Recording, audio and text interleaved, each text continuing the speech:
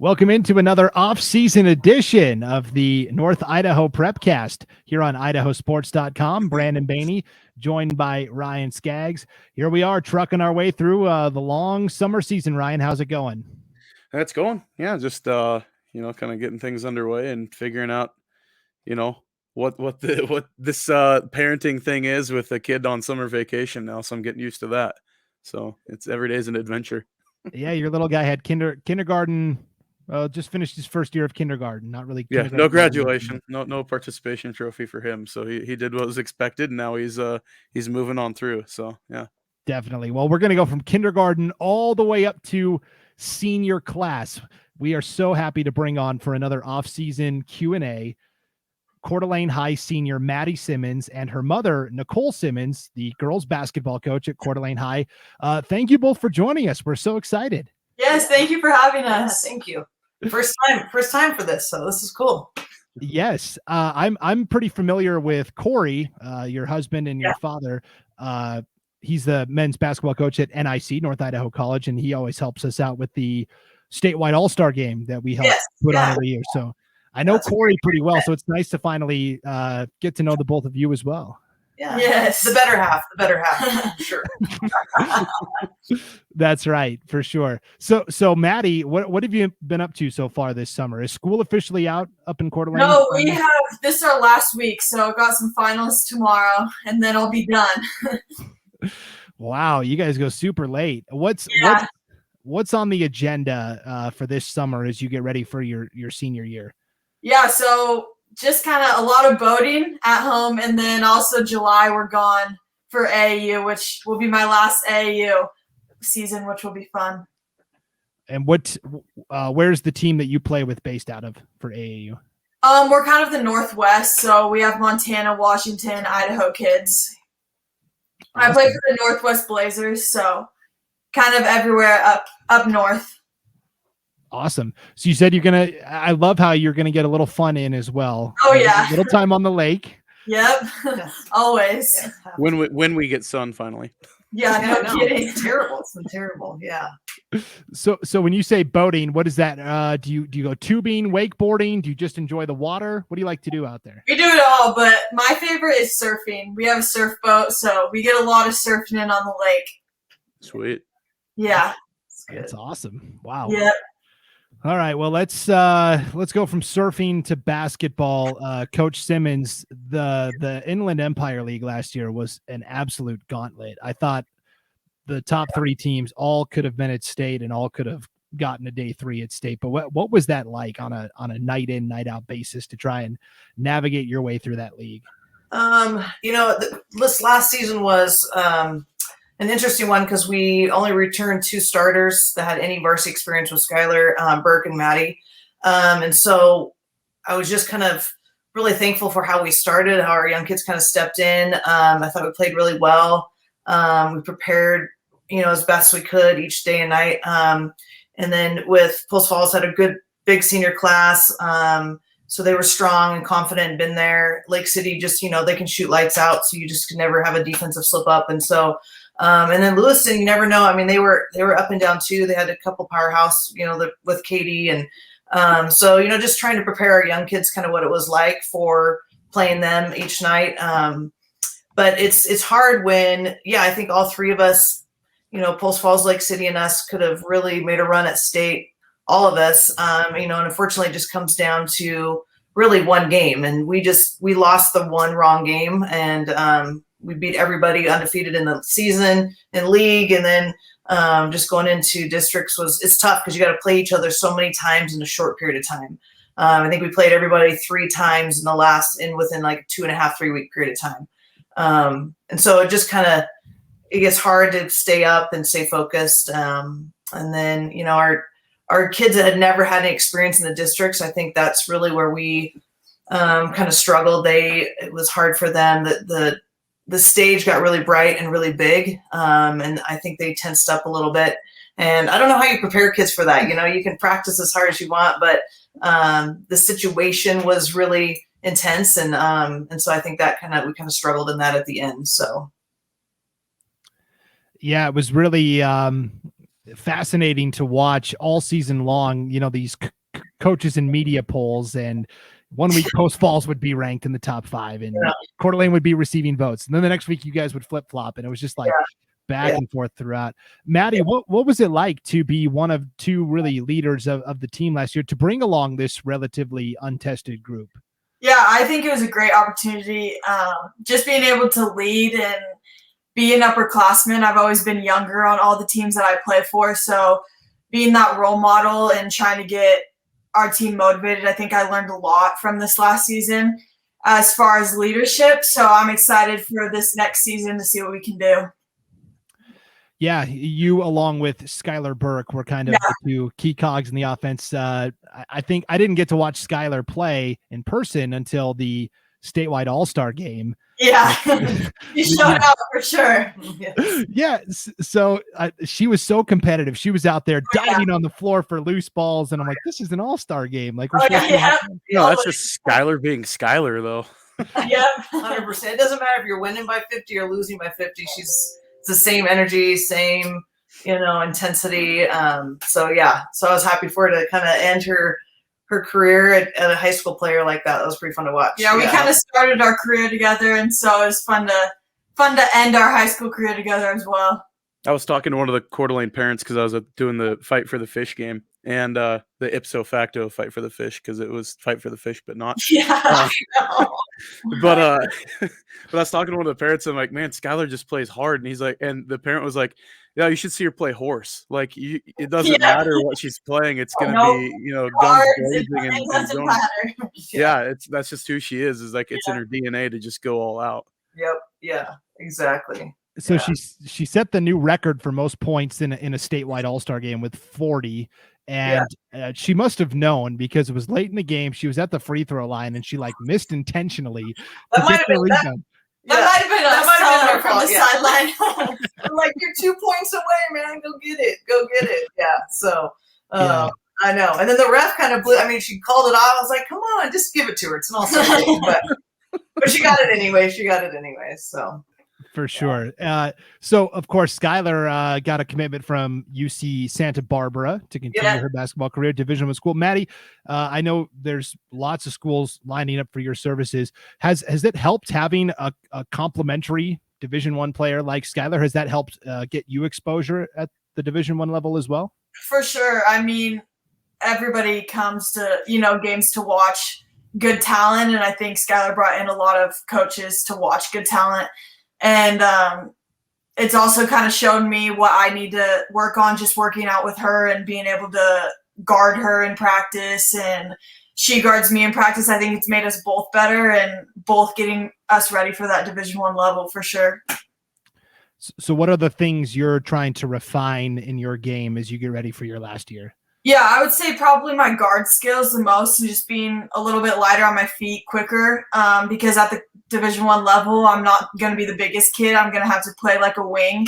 And in high school, I play a lot of posts. So I think just being able to play inside and out a little bit more and knowing when to do that is probably the biggest thing that I'm going to need to work on this year. Yeah. So what's that like as a coach, Nicole, balancing, like Madi said, at the college level, she's going to be a wing, but maybe at the high school level, you need her down low in the post. How do you walk that line between what the player wants for the next level and learning those reps and what the team needs right now today? Yeah. I mean, we talk about that all the time, but whatever team you play for, you have to definitely do what the team needs you. She's able to guard the biggest player fine. She also can guard the perimeter, and so that was never an issue for us in case we got in a switch situation. But planting her in the post, that was a struggle this year, because as soon as she went to the block, she would just get triple teamed, double teamed. So we had to kind of push her out to the perimeter a little bit more, just to kind of get us some spacing. And we had some younger girls that kind of came in and played that 5 spot for us. A lot of times we had kind of an inexperienced point guard last year, first year at varsity. There was times that Madi had to run the point for us and put Skylar at the scoring position a little bit more. So, so she was able to kind of play both, depending on kind of what we needed.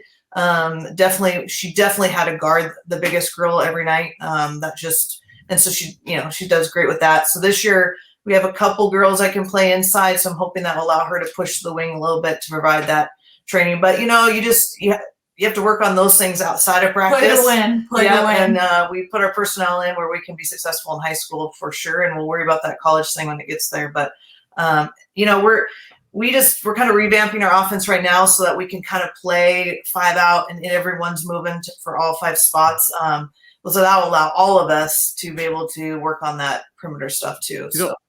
Talking about like your supporting cast too a little bit, because I know that Madi and Skylar got a lot of notoriety, but you've got some younger gals on the team that can play too. I mean, Madison Mitchell, in my opinion, at the point guard might be one of the most underrated point guards in the state, and she's young, she's green, but man, the talent is there. I mean, that Lake City game, she played her tail off and had a great game. I know that she fouled out at the end of the game, but I looked at her, and every game that I saw her playing in, and I think I did like 4 or 5 of your games this year, she was there. I mean, she showed up night in and night out, and he was scoring in double digits, but I think she had double-digit assists too. So, you've got some other players on the roster.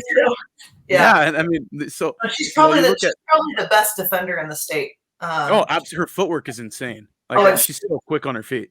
So crazy. Yeah. I mean, she frustrated. I remember one game, the Post Falls game, she single-handedly just decomposed them. Their guards did not want, they were just throwing it down the floor by the fourth quarter. Like, we don't want to deal with it. She brings that part. She's playing a little more intense club this summer. She's going to play with the Northwest Blazers. And I think that's really going to help her understand the point guard position a little bit more. But she's grown a lot. She's super confident. I think she got a little tight towards the end in those last couple of games of just offensively. But that part she's really worked on. And during this offseason is really like diving in and understanding what it means to be a point guard. What does that look like? How do I pass? How do I go slow? When do I go fast? She's a rock star. We have a freshman that played last year, Kelsey Carroll, who's just she's tough as nails inside. She's undersized, but I don't know how she gets as many rebounds she does. I mean, she's got a motor, for sure. She's 5'9", maybe 5'9". I don't even think she's 5'9", and she just barrels in there. She can score on the block. So yeah, we have some young kids coming up that I'm super excited for. So we just had our first summer league game last night, so it was kind of fun just to roll the ball out and see what we have this year and what it looks like. So did Lily roll out her state championship for the discus? Is she showing off that medal to anybody? Oh, heck yeah. We just got her signing today. She just signed, so we went and congratulated her today. Yeah, so she's going to be a Vandal, so I'm super happy for her. That's awesome. She's awesome. She's going to be missed. She's going to be missed on the basketball court, just in practice with her intensity. I loved having her around, and she was awesome. Yeah. Yeah. So who are some of those other complementary players that you're expecting those younger players to take that next step and be a bigger contributor next year? We have Libby Aubrey. She came from CV last year. She was our little shooter guard. I think she's going to give us an offensive threat on the outside, the perimeter. We have someone set their feet. She's, can shoot really well. She's been really working hard and getting stronger so she can guard a little bit this year. Really happy with how she's been kind of putting the effort on the off season. We had a couple of girls move in from out of area that I think are going to be a huge bonus for us. We have a girl, Kendall Omlin, that's going to come in. She's going to be a senior. Great experience. Madis played with her. A lot of the girls have played together over the years in AAU. Left-handed guard, just strong, great defender. And then we got Kendall Holichek's back. She was a sophomore last year. She's has some good IQ. She's got some experience under her belt. We have this new girl, Taya Lopez, is going to come in. She's going to be a sophomore. Kind of plays like Kelsey Carroll, real strong. Learning the game as the speed goes from JV to varsity, the speed increases, but she's been really working hard. And then we have Tegan Colvin coming in from Spokane or Washington. She's moving over. And so, she's dynamite. I mean, it's just, Yeah, let's talk about that real quick, the movement. We talked about it in football. I mean, we saw it a lot. We saw, you had a couple kids make all conference in the IEL that moved from like Meade and some other schools that one in particular at Post Falls. But that's something that we've been seeing a lot more in North Idaho, just because we've been getting a more, I don't want to say transient population, but we're seeing more move-ins. And I know that, you could throw in the COVID things causing that and whatever else you want to throw in there. But, how is that going to change the landscape of the IEL? Because, I mean, it's not just you that's going to benefit from getting more kids moving into the area. We're seeing more kids going to Post Falls and to Lakeland and the other schools. So, I mean, the rising tide will lift all boats. But, do you, as coaches now, has that changed kind of how you plan for your off-season stuff? Is it you're kind of holding your breath to see who shows up? Yeah, well, I mean, you're holding your breath and you're hoping you don't lose anyone. But I think COVID kind of started that trend a little bit. I think families in Washington were, just getting tired of how things were going over there and how we were just open and playing. And so I think that kind of started the ball rolling. I have to say, Post Falls, Lake City, and us, we've been strong for the last couple of years. And so I think, these kids coming over, they want a good education. We get a good education in North Idaho. And then our sports are real strong right now. Our women's sports are strong. Our soccer is good. Our volleyball has been good. And so I think they're kind of seeing that. I feel like the GSL is floundering a little bit right now. I don't know if it's just because there's so many high school that things are just getting spread out, or youth. I was talking to a coach last night about this, or our girls just aren't multi-sport athletes anymore. And so they're really all sports in general are kind of, struggling a little bit, it seems like, in the GSL area. And so, they're coming over here and having a great experience, and our education is great. We're solid, I feel like, in the North Idaho. So I'm not complaining at all. I'll take it. I think it's pretty cool that, they're seeing Idaho has got some pretty good talent. I think that's a good thing, and speaks, volumes to our coaches up here. They're working hard and on an off season and getting things going. So has Madi, and maybe you can speak to this too, like Idaho wasn't necessarily known as being the athletic hotbed, but now Idaho's drawing more attention and more eyes are on the state now, just because the quality of the athletes in Idaho has gotten significantly better. Has that helped a little bit in your recruiting process? Like, for sure. Been more girls in the state that have had eyes on them, and now they're seeing you play them too. Yeah, for sure. I think these last couple of years we've had a lot of good talent come out, and a lot of girls go to Division I in Idaho, and that wasn't really the case for many years. So I think coaches all over are kind of surprised, I would say, about the talent in Idaho, which obviously gives us a little bit more attention. And then with the transfers as well, bringing in college coaches too, I think Idaho is more talented than people think and assume. And so that's why I'm excited, because the whole state is going to be good. So it's going to be good competition wherever we travel this year. Yeah. For sure. Madi, what's the recruiting process been like for you?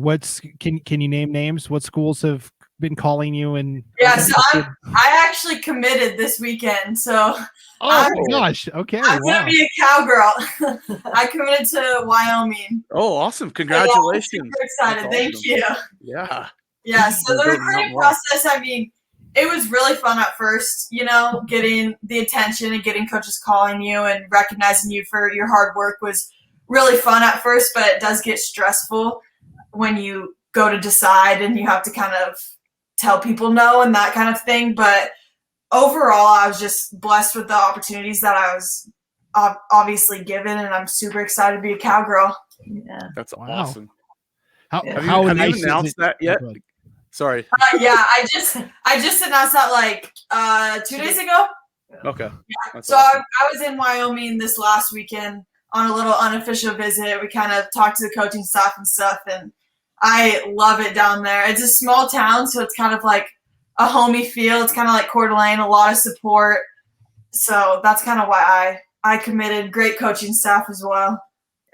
Yeah, how nice is it to have that out of the way now, so you can just focus on super nice. Yeah. Now my goals can be in line a little bit more. Won't have as many things on my mind for sure. Definitely. So Coeur d'Alene had a young team last year. So did Lake City. A lot of those players are coming back. Madi, do you play with any of those girls? Do you see them on opposing teams on the summer circuit? How much are you seeing what Lake City's up to? I honestly don't see them a ton. playing, obviously, like you said, they're a little younger. So I'm playing 17U, and a lot of them who are playing AAU are playing younger. And so I don't really see them on the AAU circuit at all. We do play them and see them play during Summer League a little bit in Spokane, but that's when everybody's working on things, so it's not the most accurate representation of what they're going to be like next year, but they're definitely going to be good. Again, like you said, they haven't lost a lot of girls, so I'm excited. I'm excited for league next year. So it was nice last year. You were able to go down and compete at that Timberline tournament right after Christmas, where you got to see a lot of the Boise schools, and you saw some really good competition. You saw you guys beat Timberline, the eventual 5A state champions. I was the only one to beat them. We were the only ones to beat them, but yeah. Wish we could have got a rematch, but yeah. I know. That's why I was so disappointed when you guys didn't get there. I know. But I think the trip down there garnered more attention for what happened after all the games were over. Yeah. Nicole, definitely a bonding experience. That's for sure. Yeah, bonding. Get to know each other too well on that. Too well. Yeah. So kind of take us through what happened, Nicole, and why you guys had such a hard time getting back home. Well, it was like the perfect storm. So a storm was rolling in, and so the night, so we played Bora. We were supposed to play. We played them early, and we're getting in the bus to go home right after that. The bus, the charter company said we're not going. The Blues, through LeGrand doesn't look good. We're going to wait and go in the morning. So we're like, okay. So we're like, that's one more night. We'll do some fun. We took the kids karaoke, and it was great. I mean, we had the boys team down there too, so we had a great time. And we load up to leave in the morning, and it wasn't the weather. It was on the pass. It was these guys in a shootout, a drive-by shootout, and it shut the whole freeway down. So it wasn't the roads. It was that shut us down, and because it was, I think actually somebody died. Yeah, somebody died. So now it's a homicide. So now they have to investigate. So they completely shut it down. They send us back to LeGrand. Well, obviously there's no hotels in LeGrand to take all of us. And they're like, the freeway could open in 2 hours. It can open in 20 hours. They didn't know. And so, we found a church. We reached out to some people. We just started reaching out to people. One of our parents got in contact with this pastor, and he opened up the church for us to kind of hang out in, and our bus driver was great. We just kept watching. As soon as the freeway opened, we loaded up and drove all the way through the night and got home. And we spent New Year's Eve in Walmart. We got sparkling cider and celebrated on the bus. And those are high school memories. That's what this is about. I think high school sports is an amazing thing that sometimes I think now gets overlooked, and just the quality time you have with your kids and these young people, and having the boys and girls team together was really fun, just for them to get to know each other. And then the camaraderie and the cheering for each other all season after that was pretty cool. And so, it was, as a coach, it was very stressful trying to figure out how to feed all these kids, where the hell, telling their parents, saying, yes, we're sleeping in church. Yes, they're okay. So that piece was crazy, but it was super fun. Yeah. It was fun in a crazy way, but yeah.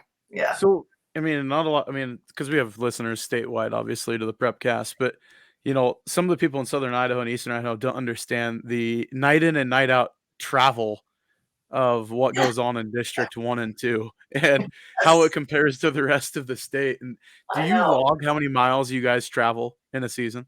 No, I haven't, but it's not as bad as Lewiston, I can tell you that. That would make me crazy. That would make me crazy. But and we have to travel so that we can play bigger schools. We have our 4 bigger schools here, but then the problem is it's we can't play Sandpoint and Lakeland as much as we used to because of Max Preps, the ranking system. And so now we got to try to figure out if we can get into GSL.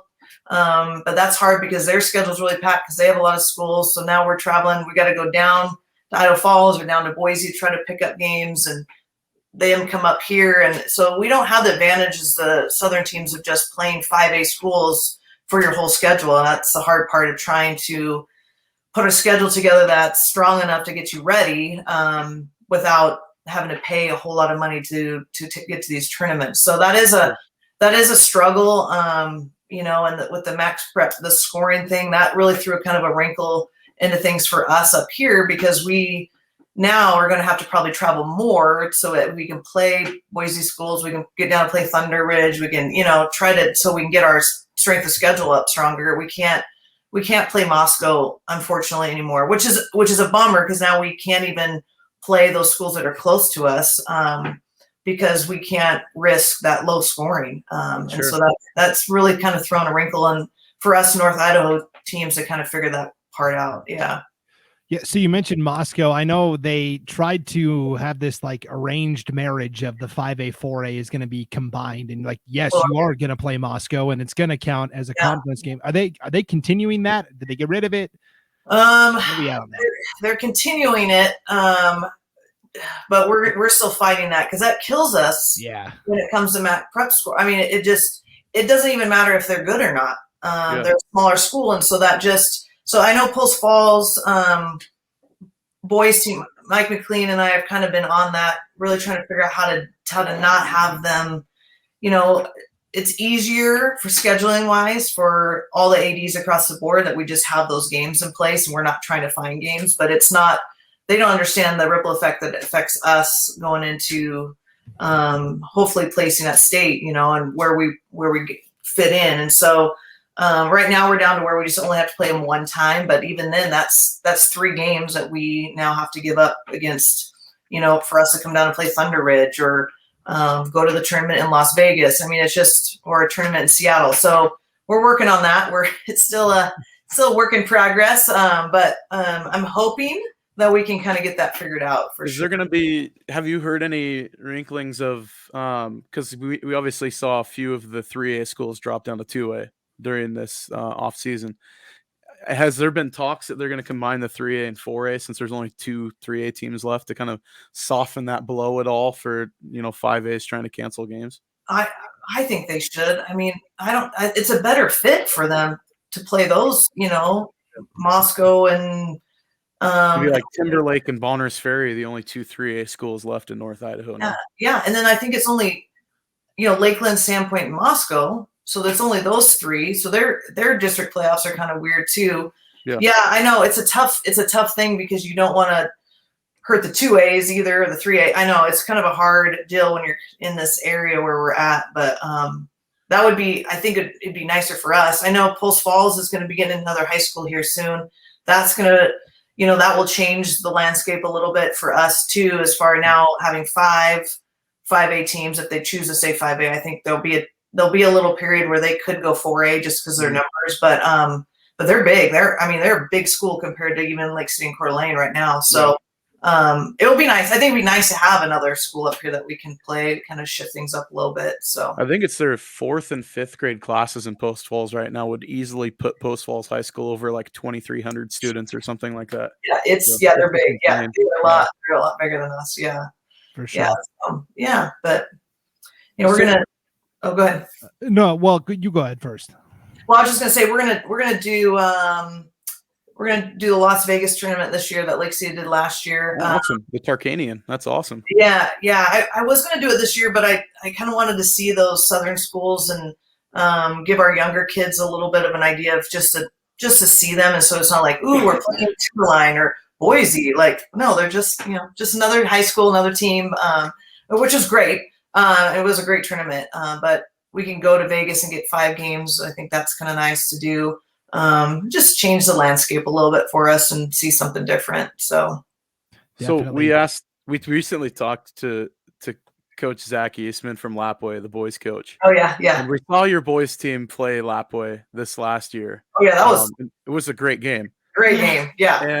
And so I'm kind of wondering, I'm like, I wonder if we can talk and like set this up over the podcast so like we could see somebody in the 5A ranks play Lapway on the girls side too, because that would be an amazing game, because they've got a loaded lineup too. Yeah, they've been loading up. We've kind of watched some of those younger girls. They've played in some AU that we've watched with some of our friends, and those girls, yeah, they're good.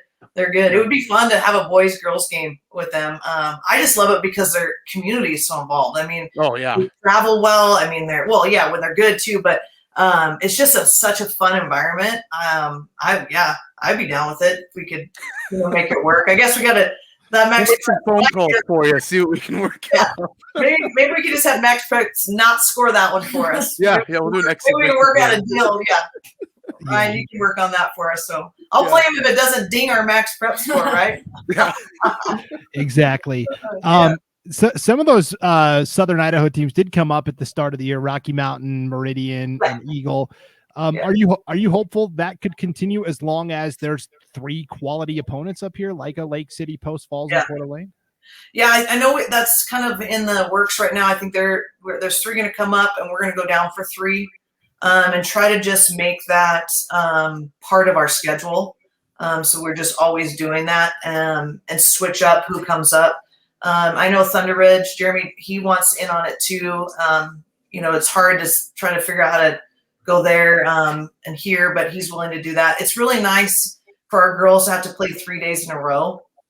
I'd like to do that 2 times, maybe 3 times a year, because it's what you have to face if you want to be successful at the state tournament, and just understanding what that feels like, playing hard 3 nights in a row. And sometimes you got the late game, then the early game, and just kind of working that. So yeah, I'm hoping that's in our works. I think it's part of our schedule this year. I'm going to meet and finalize it this next week. So hopefully we can keep that going, because it's fun. It's fun for both teams to kind of get out. They get tired of playing themselves too down south too. So it's fun for them to get out of there too. Yeah. So what are your thoughts on the shot clock being added in the state of Idaho? Yes. Finally. Yeah. 10 years too late. 10 years too late. I just think, if it's just how it's how the game is played at most every level, and AU's most of that way, club seasons that way, colleges that way. I just feel on the girls' side, it allows the game to be more fun to watch. I think it speeds up the game. We have no problem playing fast. That's how we like to play. So it drives us crazy when we have to play defense for 45 seconds to a minute, because they're just passing the ball around, because we're switching up defense and they're trying to figure it out. It's a disadvantage to the defense. And so I just think it's going to make the game a lot more fun. You can't, run out the time for a minute, 2 minutes stall when you're ahead. It's just like, it's not fun for anybody to watch. So yeah, I'm excited. I wish we could get it right now and this year, but I'm just glad it passed. But we'll see how long it takes to actually happen in our high schools. We'll see. I feel like I've voted on that like 20 times. And they're like, we're going to vote on it one more time. Like, well, the coaches, it's 100%. So I don't know what you're asking for, but we all want it. So yeah. So yeah, I'm excited for it. I think it's going to help the game. I think it's going to help the fan base. It just will be a much more enjoyable game to watch. Well, sorry, go ahead, Brandon. Well, I was going to ask Madi to, give us your thoughts on it as well. I'm sure you're also very much in favor of it. Yeah, no, I've been waiting for it for sure. And like she said, it's kind of, as a player, it's annoying to play defense for a whole minute. Offense is the fun part. So having to play defense for that long. And then I think also just preparing players for the next level is important too, and not being able to stall and having to make those shots when there's 1 second on the shot clock. I think that's important too, just for being successful at the next level. So I'm glad Idaho finally put that into play. Yeah, but you'll miss it. You'll miss it by a year. I know.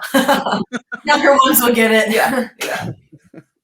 Well, I guess the question I was gonna ask was, we've noticed I guess the tide kind of turned. Like, if you look at it as sports in a whole in the state of Idaho, the biggest gains, I think, as far as quality of play, might have been in the last, I say, 5 years or so, was probably in girls athletics for sure, but particularly in girls basketball. We've seen the types of athletes that have been coming out from your school, from Lake City, from Boise, and then you've got some of the teams down south, where you've got kids signing with Oregon and other schools. Is that more on the coaching side, or is that more on the kids side, or is it a delicate balance of both that we're seeing? Because I know you're very involved with the coaching aspect in the state of Idaho, and you're very outspoken and advocate for coaching quality quality coaches coaching quality kids. But does that change things that like on the as far as the level of the playing field? Is it more due to the coaching, more due to the kids, or is it just kind of a mixture of both? Or has things changed in the last 3 or 4 years that have really raised the bar? I think it's probably a combination of both. I think it seems in youth sports with girls, I think the focus on fundamentals has really been important. And I think, you can teach kids any offense you want them to run, but if they can't catch, dribble, pass, and shoot, it doesn't matter what you're going to throw at them. And so I think the focus on fundamentals has really improved at the young level. And so the high schools are seeing that benefit. I think the high school coaches are doing a lot better job of putting their hands in those younger kids, trying to get them in the gyms and opening it up and allowing them to come in and work on fundamental stuff. I think that is got a lot. I think too, AAU is, good and bad, however you want to look at it. But I think we do have some really good quality club programs that are really pushing our Idaho girls out onto the big circuit, and they're getting them out into the national limelight. With Northwest Blazers, he's done a great job of getting our kids in front of Division I coaches, getting them in front of Oregon, getting them in front of, some of our Southern kids. They kind of meander down to Utah, Salt Lake, which is great. They can do that, but I think it's just a big combination, and I love it. I just think that our Idaho is a great place for girls basketball. Always has been. I mean, there's been a lot of girls that have come out of here and been very, very successful. But yeah, I think it's a little combination of all those things. But the focus on fundamentals, I think, is kind of changed, and that is a huge help. Girls don't play above the rim. They need the fundamentals. They need to know, how their feet, get their feet underneath them, get their foot from the feet to the top. And so I think that focus has really helped too. And as much as you hate it, Maddie, they need that defense. Yeah. Oh yeah. I've learned to like defense. That's all we do in practice now. So. I'm a defensive coach, so I know my husband's always like, you probably should run some plays through a few times during practice. I'm like, why? If we instill it and make a lay-in, why do we need to have plays? Yeah, let me ask you about that real quick, because obviously Corey's coaching his team and you're coaching your team. But do you guys kind of chime in on what the other's doing, or do you kind of leave it separate? Oh no, we always chime in. We always have it. It's very interesting during a basketball season for sure. But Corey's helped out a lot. He's great on the offensive end, so he can kind of look at our personnel and give me ideas of how we can change things up just a little bit, and different type of motion offenses that we can use to kind of put kids in the right spot. So he's really good at that. So he's helped a lot. He was able to come to quite a few of our practices this year and kind of help us out, which was great. We try to help Dad out some on his coaching, but we have lots of basketball discussions at home. That's for sure. The dinner table talks kind of go one-sided. Yeah. Corey's been pretty successful, so when as much as he wins, there's not a lot we can critique all the time. So, but yeah, no, it's great. It's a super supportive family system, and it's been great. It's been super fun. Yeah. Yeah. Well, we can't wait to see, Maddie, what you have in store for your senior season and what Coeur d'Alene High School has. I know you guys will be motivated to get and perform well. So yeah, for sure. And congratulations on your college commitment as well. Thank you so much. Yeah, that's awesome. Thank you. Yeah. All right. Well, Nicole Symons, head girls basketball coach at Coeur d'Alene High, Madi Symons, senior to be. Thanks for joining us here on an off-season edition of the North Idaho Prepcast. We really appreciate it. Yeah, thank you so much. Yeah, thanks for your time. Enjoy the rest of your summer and all the wake surfing out there. Yeah, you guys as well. If it ever gets warm. Yeah, whenever that happens. I know. All right. Sure. Thanks, guys. All right. See ya. All right, there you go. The Symons. I'm so excited to see what Coeur d'Alene does in 2021-22. And I felt so just stricken when they for cursing them. Yeah, right. I had the kiss of death for the teams up north with my predictions, didn't I, this year? For sure. I don't think I helped too much either, so it's all right. Yep. But you talked about it. There's been a lot of good quality athletes that have come out of North Idaho. Skylar Burke last year, Madi Symons this upcoming year. So it's going to be Really fun to see, you know, once Madi leaves as well, these younger players for Coeur d'Alene as they continue to develop also. So a lot of exciting things going on. Yeah, there's definite players to watch, and just, you know, talking to Coach Symons and how things are turning, and watching the growth, because there has been more opportunities too. And as more opportunities, you know, show up and present themselves to the girls in this area, you're going to see, you know, we saw it with Kellogg and some other smaller schools. You know, we've seen it with Timberlake, and it's just going to continue to grow. I mean, you know, we've got some programs I think in the area that are ready to really take off too. So it'll be a fun winter ahead, but we got a lot of time before then and when that happens. Yes, we do. Well, we got to get through the summer first and then the fall. And as we continue to navigate our way through the summer, we'll have more of these off-season Q&As with other coaches and athletes from North Idaho. So thanks for tuning in to this off-season edition of the North Idaho Prepcast. For Ryan Scaggs, I'm Brandon Baney. We'll see you next time on IdahoSports.com.